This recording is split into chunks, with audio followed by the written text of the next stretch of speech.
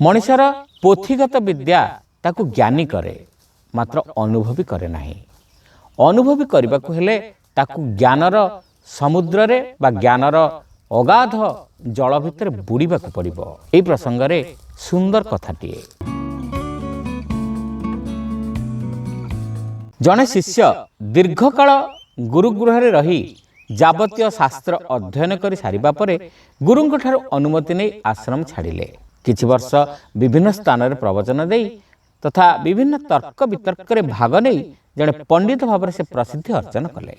किंतु दिने से गुरुंक पाखक फेरी आसी कहिले, महाभाग आपण आशीर्वाद विद्या अध्ययन कर पंडित भाव में परिचित पाइले, किंतु मनरे खैचा भावटे रहुची जेमिति कि मोर अध्ययन बा ज्ञान संपूर्ण नुहे। मु सबु तत्व बुझुची, ज्ञानर अधिकारी भी होईची, किंतु सबु जेमिति मते लागुची पोथीर पाठ। आपण भली प्रज्ञावान तत्वद्रष्टा होई पारले नहीं। गुरु एक कथा सुनी किछि कहिले नहीं। किछि समय पर गुरु निकटस्थ जलाशय को गाधई गला बेले शिष्य को सांगरे डाकी नेले। काच केंदु भली पानी तले माटी दिसुथाए। गुरु गाधोइबा बेले तांक नोटाटी हाथरू खसी पड़ी बुड़ी गला। ऊपर ताहा परिष्कार दिसुथिला, किंतु ताकू बाहर करबा असंभव थिला। गभीर जलाशयर तळकू जाई ताकू आनिबा सकाशे जने दक्ष बुडालीर आवश्यकता थिला। उभय गुरु एवं शिष्यंकु ताहा जणा नथिला। सेमाने अनेक समय अपेक्षा कले, केही न आसीबारु सेमाने आश्रम को फेरी आसिले। किछि समय पर जने ग्रामवासी गाधोइबाकू आसी सेठारे पहुंचिला।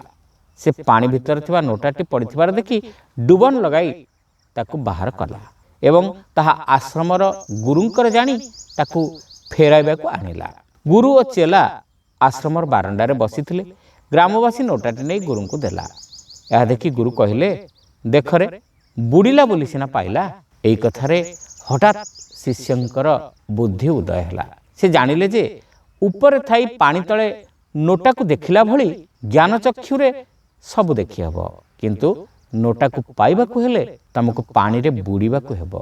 बुड़ीबार से अनुभूति और अभिज्ञता कौनसी शास्त्र अध्ययन रु मिलिबो नाही। श्रोता बंधु, कथाटी आपण मानकु केमति लगिला कमेंट कर निश्चित जणाइबे। आपण माने चैनल नुआ होइतिले सब्सक्राइब करबा को भूलिबे नाही। रहिलो, नमस्कार।